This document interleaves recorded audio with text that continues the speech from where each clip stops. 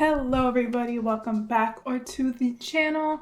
I know it's been a while since I've talked about Monster Hunter, and yes, the gaming videos will be coming back soon. However, I really just wanted to see the differences between Monster Hunter World and Wilds, especially graphically, because I'm curious why one game runs at 10 FPS and the other runs at 60 consistently. So let's get into it.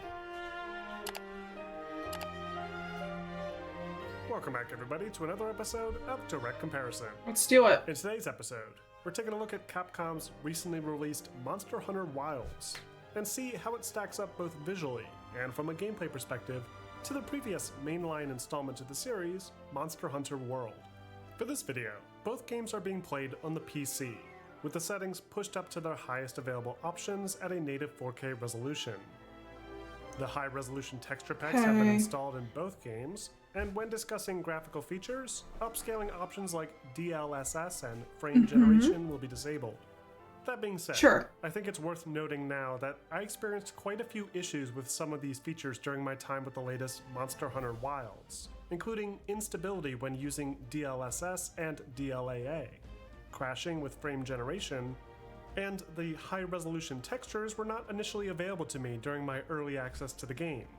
This latter issue has... Yes, they weren't ready. And also, I can tell by his settings that he definitely has an NVIDIA graphics card. The DLSS, it's really iffy on whether or not it actually works or not. So to that, I will have to give hats off to Monster Hunter World. It's hard because they both start with a W. I'll have to give it to Monster Hunter World because it has had longer to really perfect the art of their graphics and the optimization. Wilds literally came out last month. So kind of harsh to critique it, but it is a Capcom release. We should expect better from Capcom. Since been addressed with the full launch on Friday, and I've captured footage of these improved textures to demonstrate their benefits. But bear in mind that for some of the B-roll footage used throughout this video, mainly for areas discussing the gameplay changes, the texture resolution has been captured on the high setting instead. Alright, so let's kick this comparison off by first looking at our character models, starting with the main protagonist. Like in Monster Hunter World before, the player takes on the role of an unnamed hunter that can be freely customized and named at the... You see, when it comes to the character models, they do look a whole lot better. You can actually see their individual eyelashes. You can also see individual beard hairs, which is insane. There's neck beards now. Redditors will love that one. And just overall way more customization compared to World. By default, the character model design in Wilds is a considerable improvement over the design of those custom models in They're more shiny. With higher poly counts. Yeah, see, look at that. The lashes look way better. I don't know why he's so shiny. Someone get that man some Fenty Beauty powder. That's what I'm using today, ladies and gentlemen. I'm not as shiny as I was. Superior subsurface scattering, and much more detailed hair cards. These same changes can be found with other characters as well. I don't miss the handler. She's so fucking annoying. I can't stand her. That look better than those in Monster Hunter World, even before installing the high-res texture pack. Can I be honest with you? These look the exact same. I wish he didn't have the gloves on so I can see like the nails. But yeah, these kind of look the exact same. Especially the hair, like it looks the same to me. Wilds. The monsters look phenomenal in Wilds, with some beautifully inventive designs that easily steal the show. One of the real standouts with these monsters are just... Don't disrespect World's monsters like that. They look good too, okay? I'm defending World with my heart because that's the game I grew up with. And also the first Monster Hunter title. But to be fair, these two actually weren't released that far of a distance. So it's 2018 to... oh my god, was 2018 like 7 years ago? Never mind, never mind. How beautifully animated they are. My conception of time is ruined. Many of the natural motion you'd expect to see with creatures in our own world, all while remaining easily readable for the sake of having a fun combat experience. I also appreciate Monster Hunter Wilds bumping up the number of creatures visible on screen, as this was limited a great deal in World. I agree. You witnessed several large monsters engage in epic brawls with each other, rather than just one-on-one like before. And these moments in general feel more impressive than they ever did before.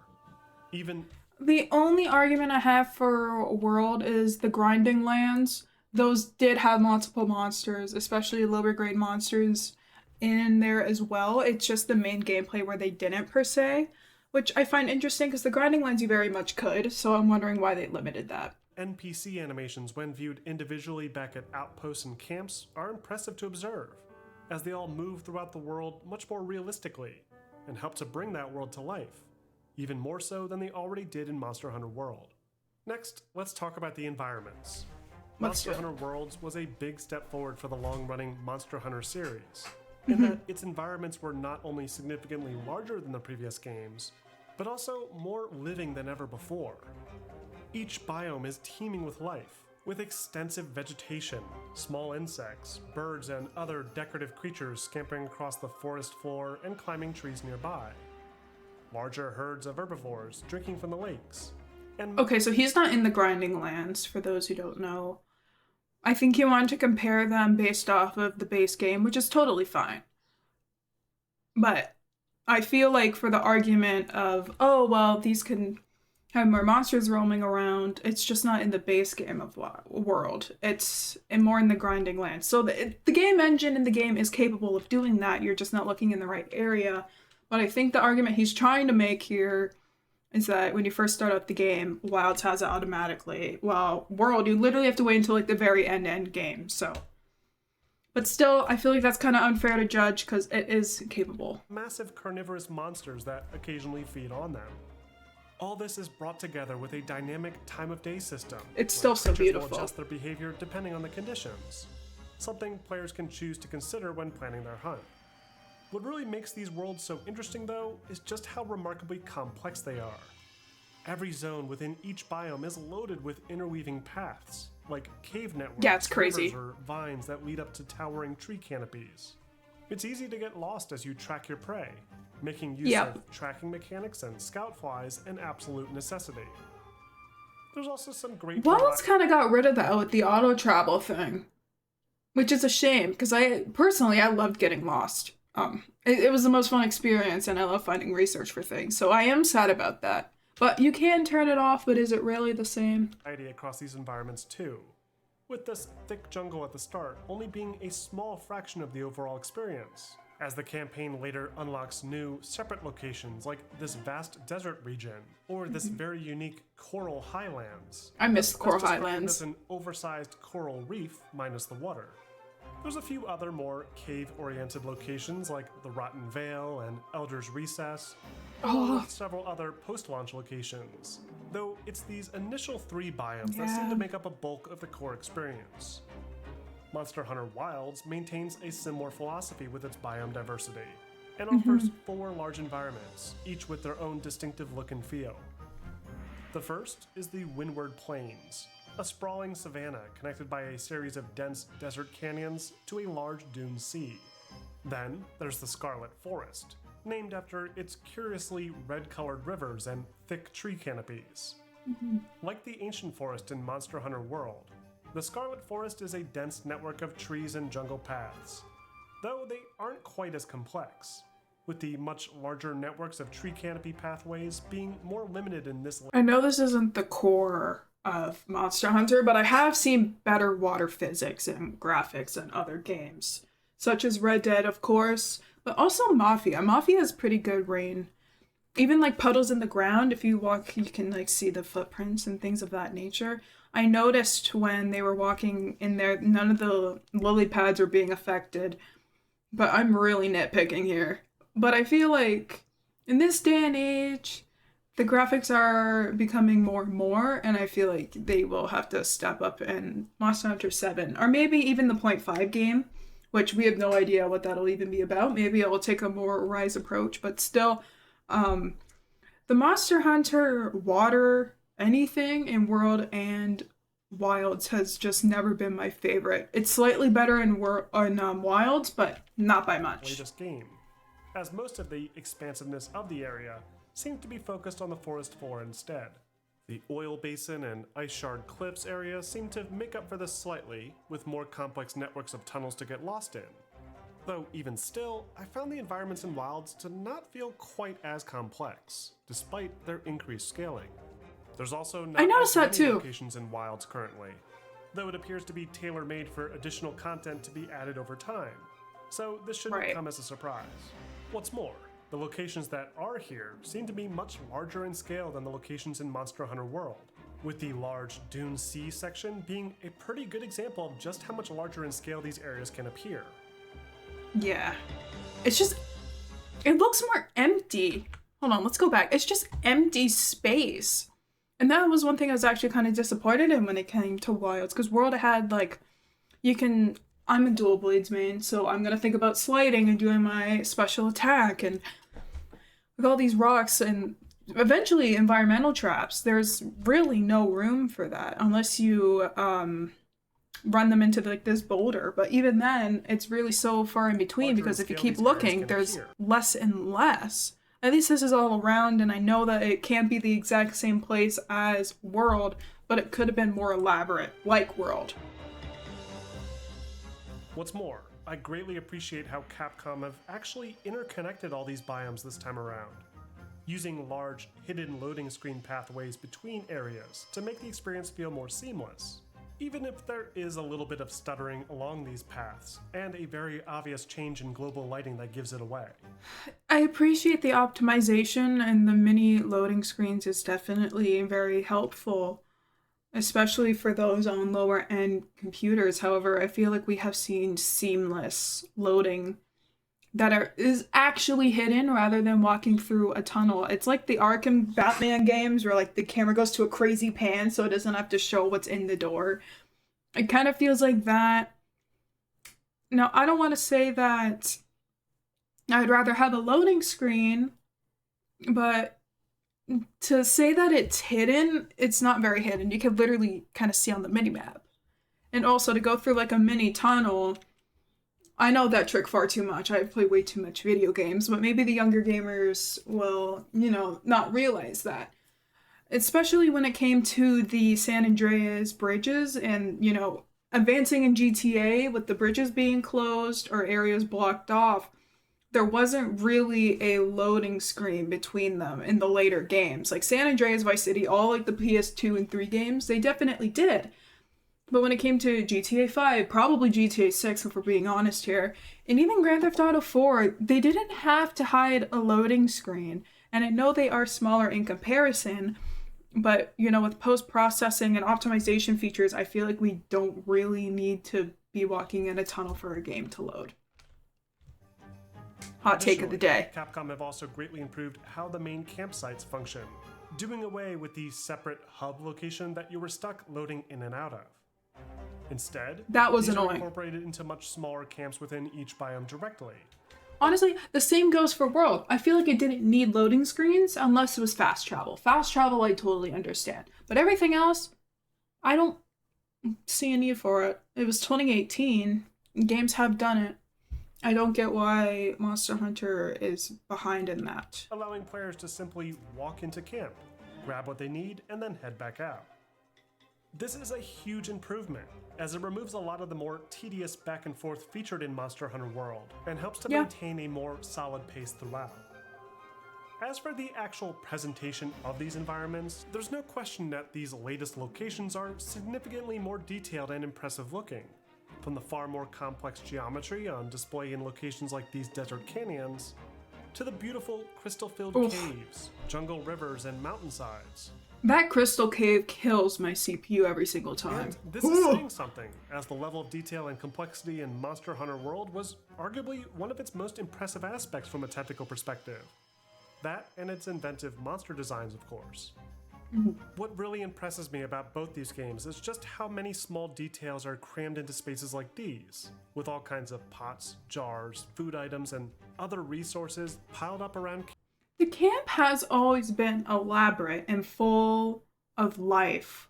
If anywhere in Monster Hunter would be full of life, it would be the camp where people and palicos live.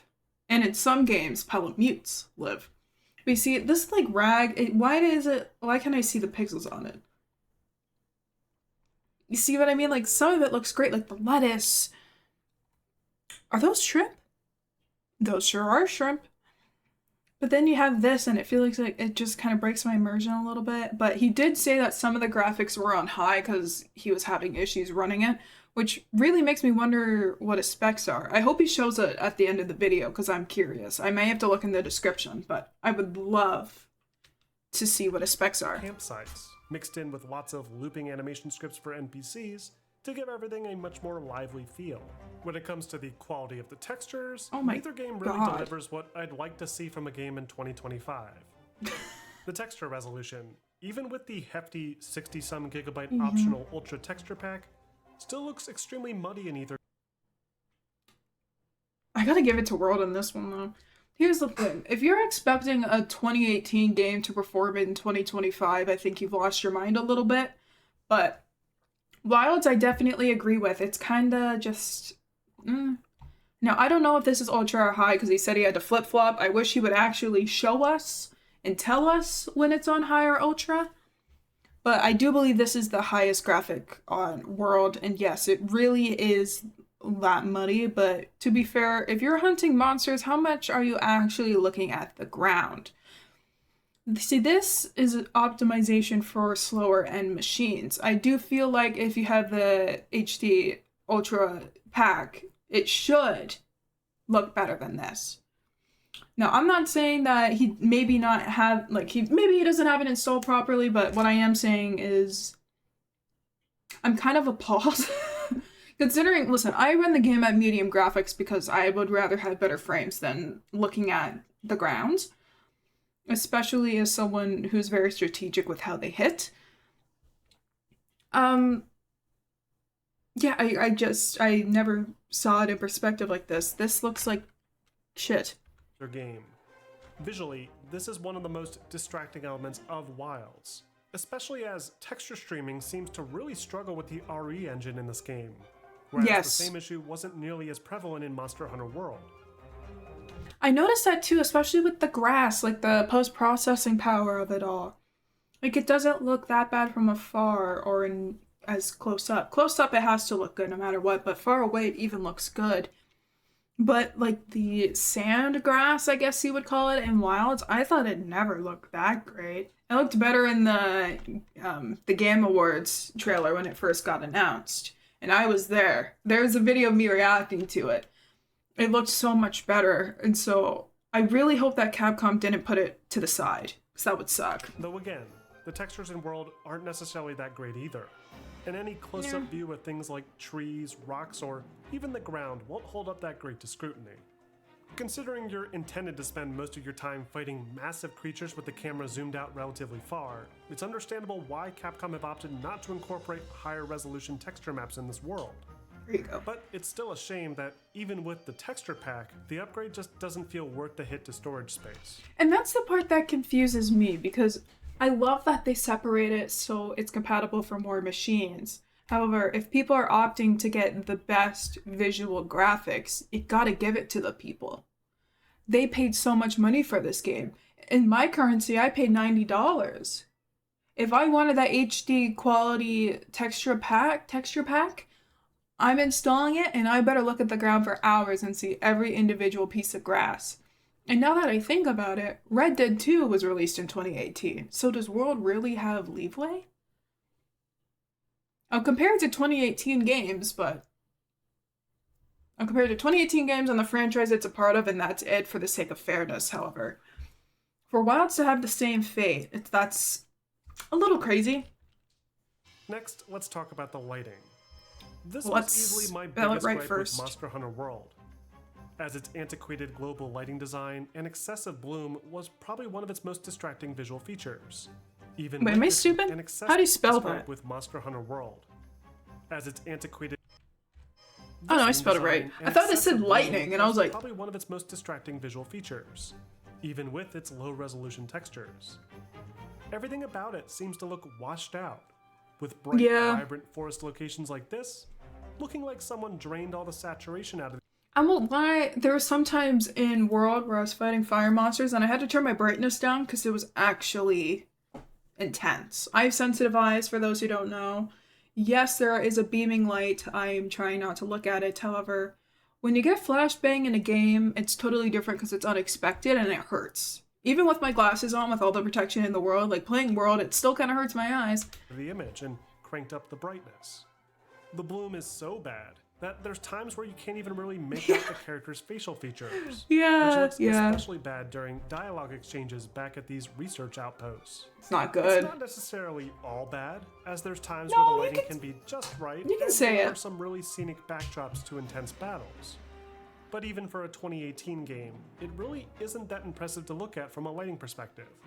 Skipping ahead to 2025's Monster Hunter Wilds, and we can observe some pretty great improvements in this field. Gone are those excessive bloom effects on character models, and garbage shadow render distances that made wide shots like this appear like a flat skybox. Now we have true simulated depth here, with some greatly improved color grading. I still feel like it kind of looks like a skybox. Like, I feel like it looks like that Roblox game where you pop in and all the clouds are like 2D. Maybe that's just me though, I don't know. It kind of... The sky's not that different, but the lighting definitely Especially is. after the clouds part and we get some direct sunlight in these larger environments. Volumetric light is also more plentiful, and the ambient light quality, used to reflect light off distant objects, makes scenes like this one really stand out nicely. Wilds even incorporates some ray tracing into its graphics options, which seems to swap out its default screen space reflections for ray trace reflections for its water surfaces. All that being said, the lighting doesn't seem to hold up that great when looking at smaller interior areas or low light conditions, as the baked effects just end up giving the game this washed out look again, just like in Monster Hunter World, which is especially noticeable when swapping from the higher fidelity cinematics to these lower quality in-game dialogue sequences. Considering how much of the game revolves around being in inclement weather, this can really hurt the presentation at times, especially as the light interaction with character models via ambient lighting doesn't seem to be as good as the direct lighting. The game's shadow rendering has seen some solid improvements as well. For one, shadow draw distances are greatly extended in Wilds. Additionally, the shadow rendering quality is far less pixelated than it was in World, which is most evident when looking at direct shadows cast by the player. Mine will still very much look like this though, because I think shadows are the easiest way to kill your frame rate. But I get for the sake of the video, they have to cover shadows. Or other large environmental props. Low light conditions again don't look quite as good, making areas around the forest and later cave areas look considerably weaker compared to the earlier chapters. They look a little flat. Like World, Wilds does not feature any true dynamic time of day system, at least not as dynamic as it could be, as the sunlight seems to only cast shadows on certain objects in the environment, while ambient shadowing for terrain seems to be controlled by various preset times of day that the game will switch to quite suddenly. But the improved cloud rendering does allow for some dynamic global lighting during the day sequences that helps add to the sense of realism as you traverse the deserts and jungles of the wilds. The effects are a big part of these games. Oh my god. No exception. The fire is next level in this game. That's one thing World does not see Wilds in, is the fire effects. They're truly remarkable. I think in Wilds they actually look like fire. Like, it's better than my eyesight in real life. I'm really impressed throughout my playthrough of just how dense the particle effects were in this latest game. A big step up from what we saw in Monster Hunter World as well. This battle inside this electric crystal-filled chasm was especially impressive looking, as the monster would often throw bits of crystal and rock into the air, flooding the screen with thousands of particle effects. Sandstorms and other sand-related effects are also really impressive, as there's creatures that will create large divots and craters in the ground, with a nice convincing effect for flowing sand to accompany them. Then there's the water effects, that similarly are greatly showcased during this boss battle, as a monsoon pours down, flooding the nearby... I feel like the waves, it looks like jello more than water to me. I don't know. I feel like I'm spoiled in games that look really great and the water quality is insane. Once again, Mafia, the definitive edition, I should say. The 2020 release of Mafia is gorgeous. Red Dead, per usual. But particularly Mafia. I love it. I haven't gone swimming in there yet. I don't know if they knew how to swim back then. But if I ever do, it'll be a good time. River, all while a massive creature makes large waves that will push the player back. Wild's emphasis on weather in general is a big focus for this game over World. Yeah. There were weather effects in World too, but not quite at this level. In fact, rain would basically just factor in as a random modifier when loading into certain areas before. Yeah, Whereas pretty weather in much. Wilds is not only tied more directly to the story, but can also be more dynamic as well. As for the effects themselves, like fire... See what I mean? Like, this one looks more obvious as to being a loop animation, while Wilds just looks water, next the changes level. here are slight. In fact, I'd argue effects like fire almost...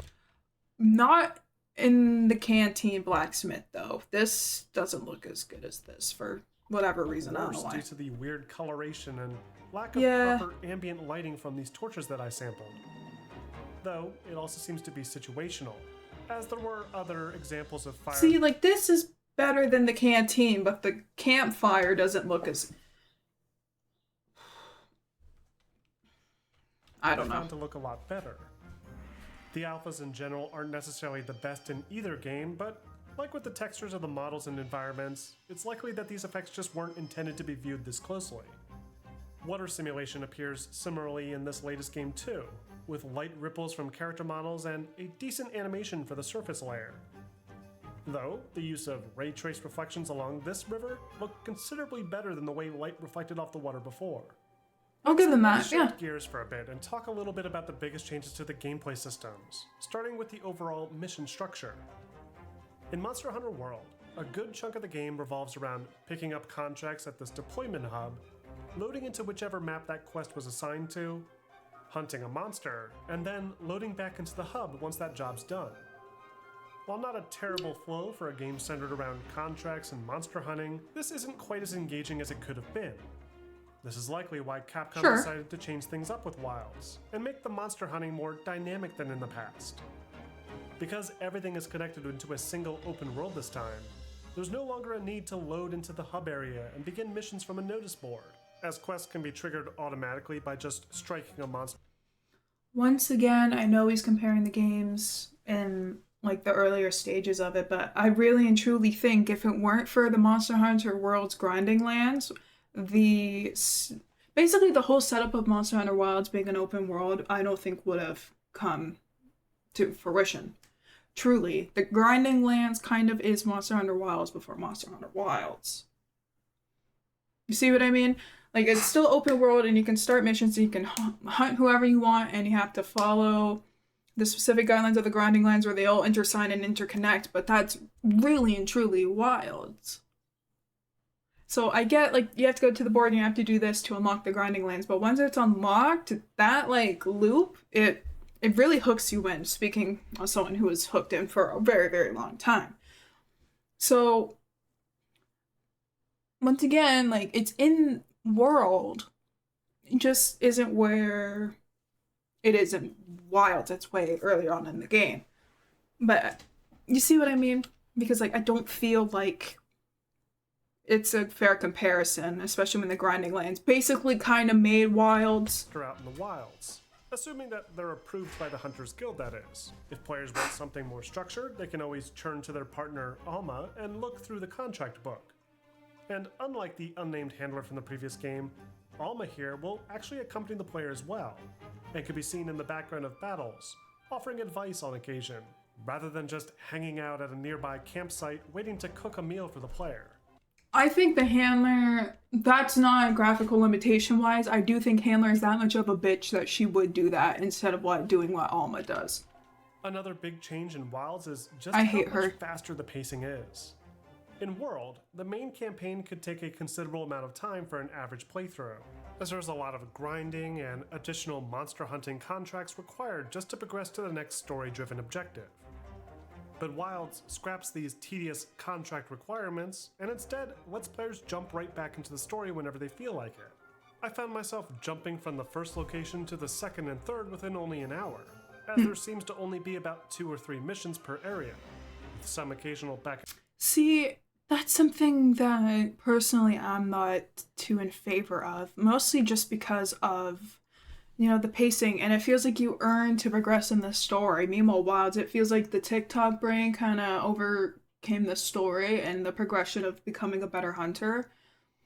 Because before you kind of have to prove yourself and build up to that. Meanwhile, I feel like I got called the best hunter at the start of the game, and it's I mean, sure, you could say that from World, but I didn't feel like I had to prove myself, and I didn't feel like hunts took too short of a time. Like, hunters don't just fall over and die like they do in Wild. I feel like I'm fighting monsters that have like a heart attack in the middle of it. And it's like their organs aren't working properly and they're having organ failure. And I just came along and just went, with the Worlds, it feels like they're 100% healthy. And that's why they live longer and the fights last longer.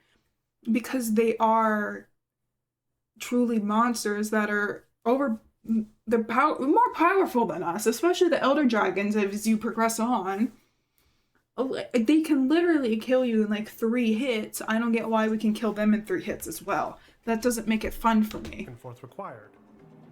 It's overall a far shorter storyline, but I will give Capcom credit for at least giving the player character a voice this time around, rather than just relying on the handler to carry the story awkwardly like before. Wilds also introduces a few new key gameplay mechanics into the flow of the action as well. The first and biggest addition are the Sekrats, feathery raptor creatures that players can use as mounts throughout their adventure, much in the same way that the Palamutes worked in Monster Hunter Rise. Though, unlike the Palamutes, the Sekrats can be used to more easily traverse the environment automatically, allowing players to multitask and gather resources, that is cool. Their blade, consume that potions, is OP. or configure their inventory to prepare for battle. Players can even choose to do this during battle, which is a major change-up that allows players a chance to sharpen their blade when they need it most, without having to worry about being killed in the process. Players can even carry a second weapon in the sacred saddlebags, which can be used to adjust combat strategies when the situation calls for it. Wounding is another key mechanic introduced with Wilds that allows players to open up weak points on enemies by striking the same location enough times. Yeah. Once a wound is visible, players can target it using their new focus mode and perform a focus strike, dealing extra damage and stunning the enemy. Way more helpful as people who play weapons that take off the tail easier. The amount of times we have been yelled at to cut off the tail is actually mental. So I appreciate the focus mode, Capcom. Thank you. And finally, there's the upgrades made to the player's slinger, that not only throws objects like before, but can now be used to grab resources from a distance, making it extremely useful when riding the Sekrats around the world, or when players... I didn't understand why we couldn't do that before in World, because we were able to take down like environmental traps, but we couldn't grab honey. So I'm glad they added this for logical sake, you know? To grab a specific temporary throwable during battle. From my experience, all these new features seem to greatly improve the feel of the core gameplay, taking away many of the minor frustrations that I had with Monster Hunter World. Let your Palamute heal you. The action considerably. Thank you, that bothered me. I do feel that the story goes by way too quickly now, which makes very large environmental spaces feel smaller, as you're not spending as much time in them. But it's clear that the game seems to be favoring the endgame material even more so than before. And changes made here will likely benefit players eager to jump in with their friends online and battle all the monsters that Capcom has planned for the game's live content rollout. Finally, let's wrap up with a brief sound comparison. Which game do you feel delivers the most satisfying sound design and quality? They're equal.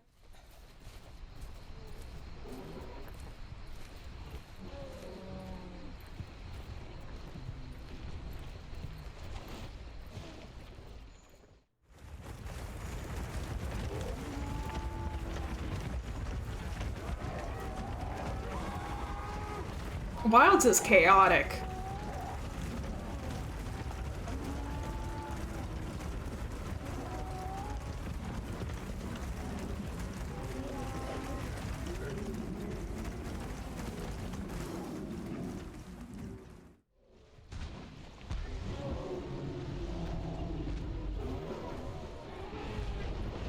I'm trying to not look at it and get like the best sound experience. World sounds more flat, but more spaced out and less obnoxious.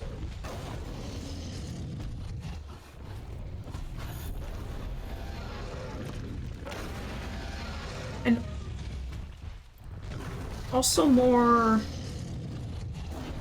What's the word I'm looking for? Less loud?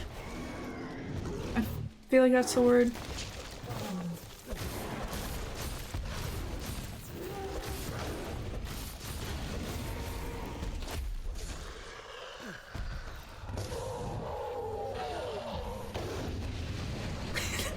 Sorry, I love watching turf wars. Okay, let's see wilds now.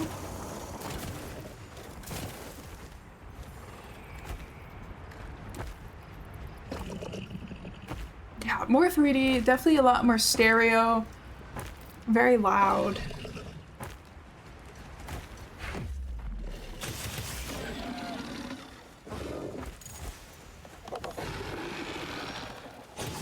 More noise because of the focus mode. So then there's the clock. Just a lot more background noise.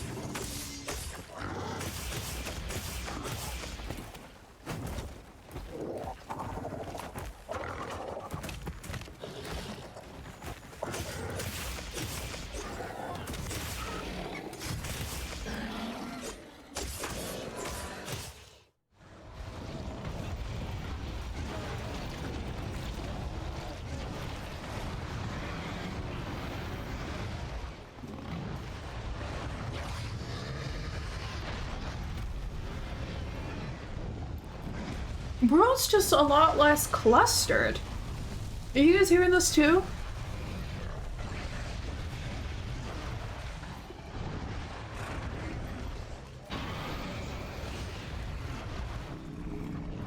Like, you don't hear nearly as much thuds of, like, your footprints, the crouching, the rolling. Which, isn't that more stealthy for hunters? To not be heard.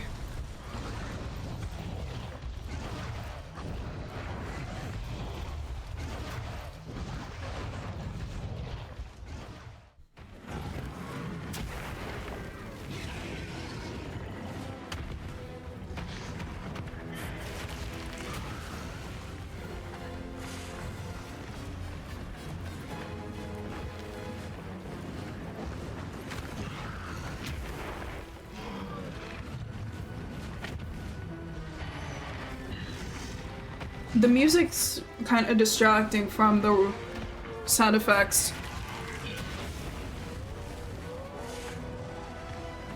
I can't hear.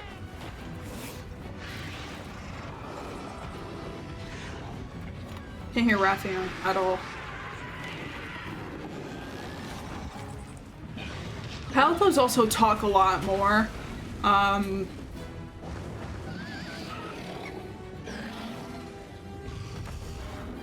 I wish it wasn't a thing, but sure.